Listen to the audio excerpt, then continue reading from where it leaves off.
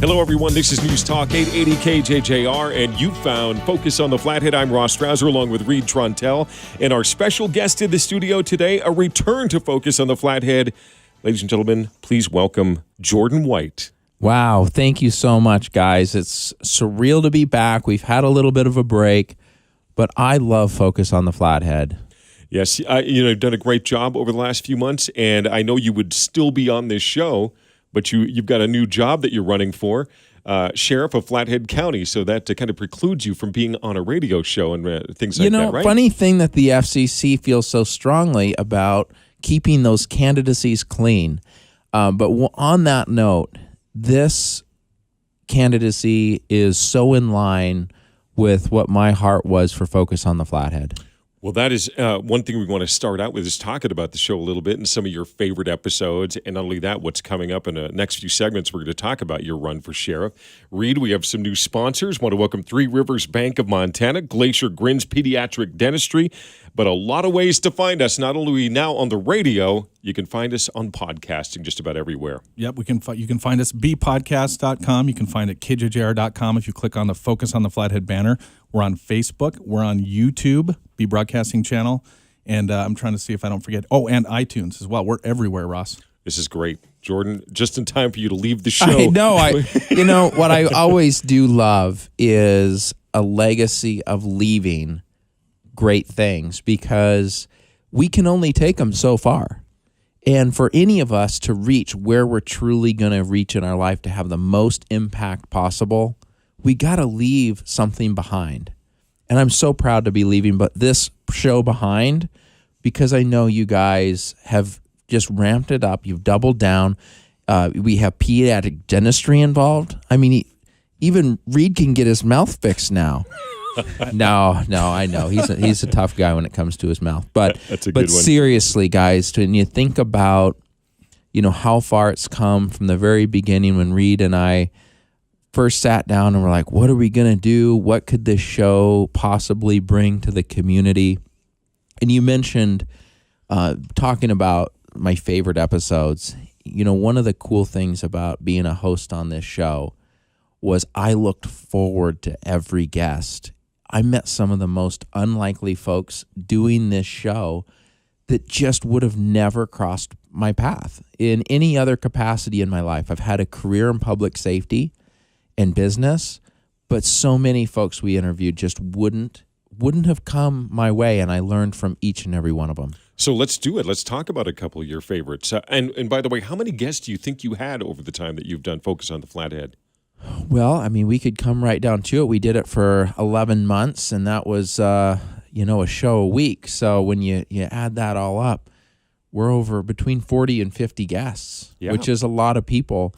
And I think of the folks who, I love the sporting industry, and I'm a Montana kid. I like hunting and fishing. It's like I was born to love God, guns, and freedom. And there's people in our community. I think of BJ from Snappy's and Mike Gwasden from Sportsman's.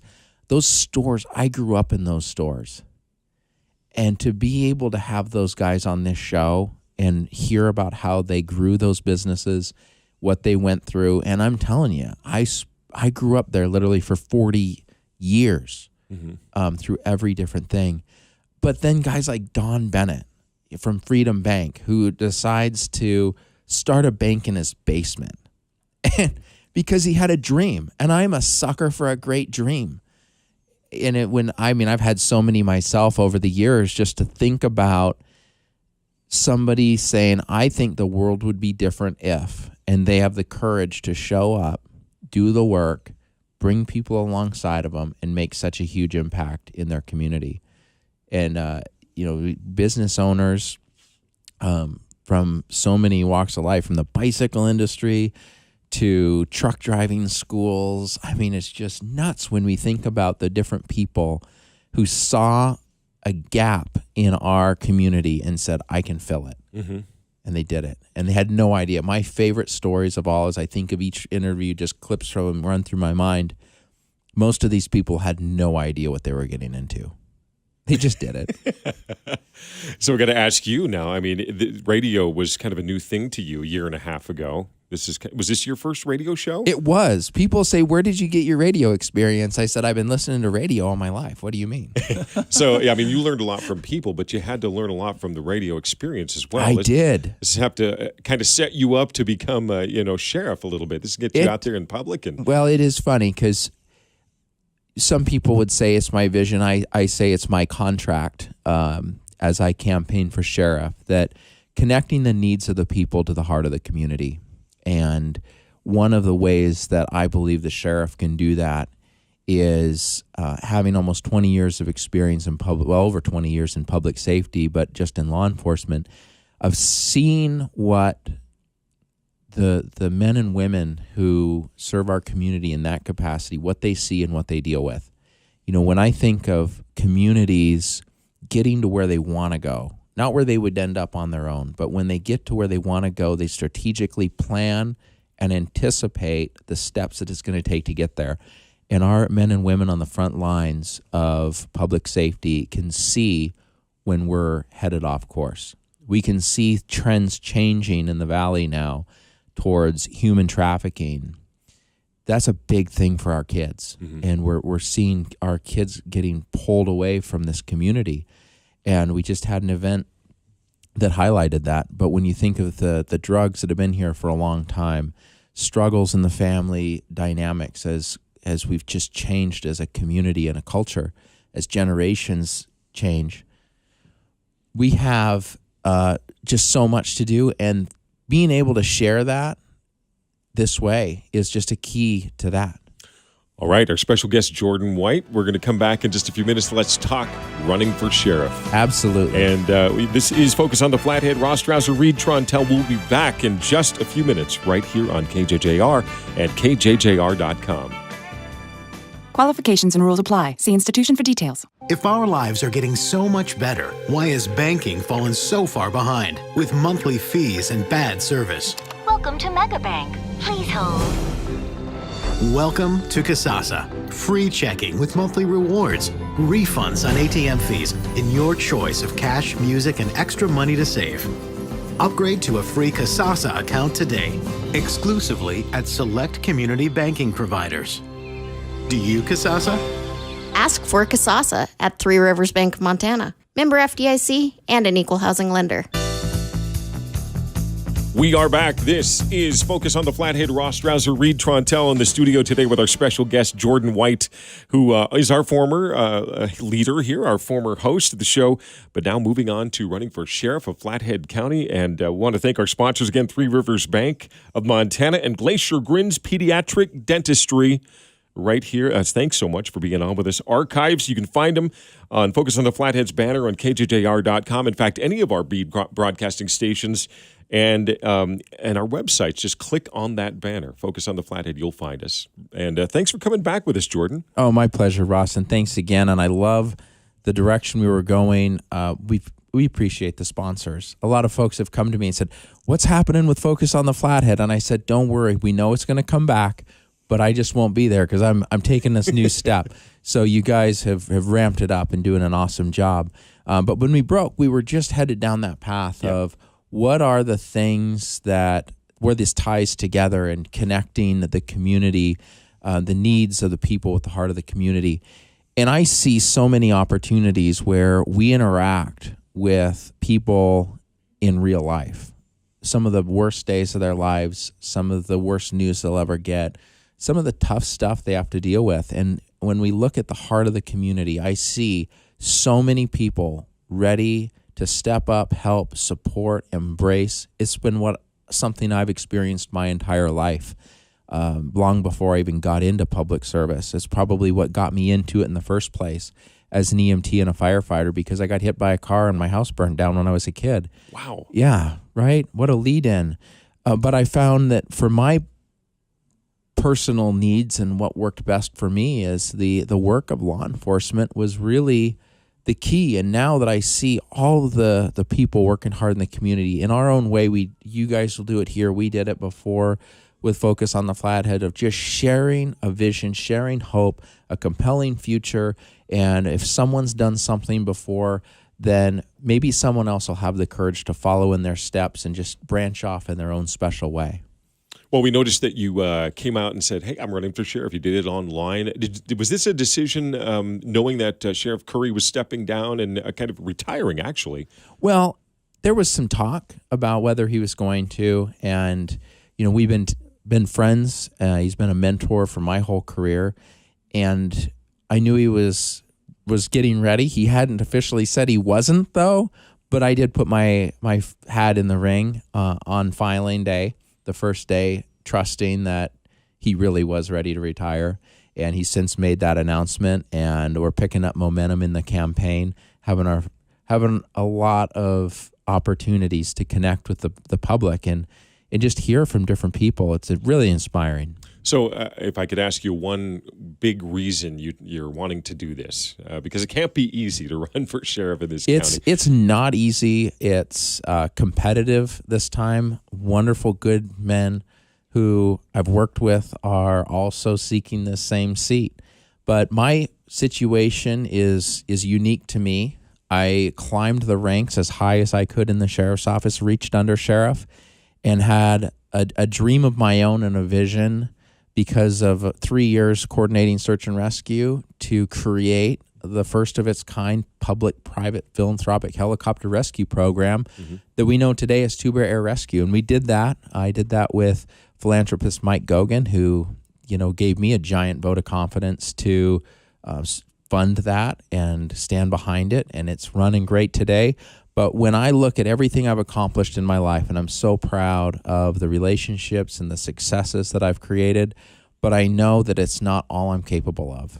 And if I stop now, I will be stopping short of my very best.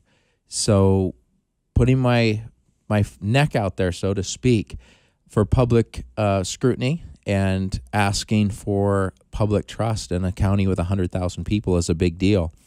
But I know when I look back at the results that I've produced in my life, and that's the only true measure of what we are capable of, that I know I can be an extraordinary sheriff. I've done the work.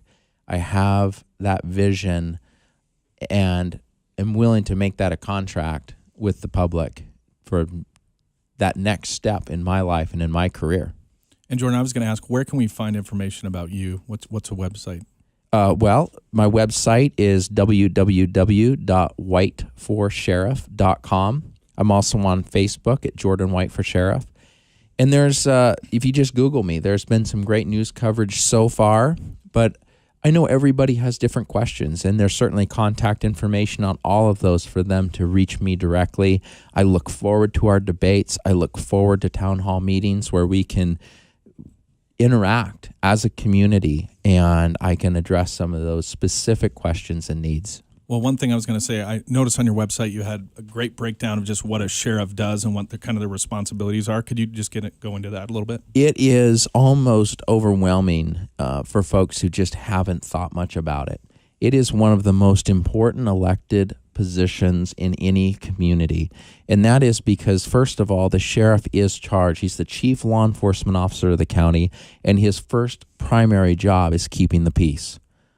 But on top of that, and after that, comes a long list of responsibilities in obviously enforcing laws, obvious, but leading the detention center where every law enforcement agency brings their prisoners. So that has been in the news a lot lately. It's going to be a big deal for the next sheriff, but it's also been set up for success. So it's about deploying that properly and leading the staff of almost 150 people in the sheriff's office between our sworn and non-sworn staff. The sheriff's also responsible for search and rescue in the county. In Flathead County, he's responsible for the Office of Emergency Services. He's also the county coroner. So when I look back at my career, having led search and rescue, having been a deputy coroner, having been the undersheriff, being the business guy that you have to be responsible for the budget, how it's allocated, how it's disseminated, and being fiscally responsible to the voting public. And then, for me, one of the biggest issues is being available to local media and sharing what's going on in our community. And luckily, my experience on Focus on the Flathead is just a testimony of my willingness to be available and to be out there talking. And I look forward to more opportunities like this, but from a public safety perspective of being back in the listening public for our community to really hear what they can be paying attention to or doing differently to create the life they dream of. Okay, so we're going to come back in just a few minutes. I want to talk about how the Sheriff's Department has changed. I mean, you spent 19 years in law enforcement, Yes. running for the office. Things have changed since then. I want to talk about the hurdles that the department is facing and the county is facing. I mean, we have drugs, we have human trafficking, we have methamphetamine, specifically a cyber attack. We had a huge one this past year. I want to talk about those things all coming up. This is Focus on the Flathead. We're back in just a few minutes with Jordan White right here on KJJR and KJJR.com. Hey, this is Dr. Chad with Glacier Grins Pediatric Dentistry, where a kid's smile grows big. As a father of 3 kids who grew up in the Flathead, I understand how each child can be different. We created a fun and relaxed atmosphere here at Glacier Grins and work hard to make sure each child has a positive experience. We are accepting new patients and have immediate openings available. We are located in Hunt Ranch Plaza between Walmart and Sportsman. Book your appointment online at glaciergrins.com or call 890-6055. We look forward to meeting you and becoming your dental home. Back again on Focus on the Flathead here on KJJR and KJJR.com. I'm Ross Strauser. Our special guest, along with Reed Trontel, is Jordan White. And Jordan, we have talked a lot about your campaign for sheriff for Flathead County. And let's talk hurdles that you're going to be facing as a new sheriff. Should you win? And yes. Hopefully you do. I've been giving those a lot of thought. But first I want to talk about, you talked about your 19 years of experience in the law enforcement industry, if you will. How do you think things have changed in those 19 years? You're going to go into a new office. New things have happened. A lot of things happening, a lot of hurdles that we're going to face in the next few years. Yes.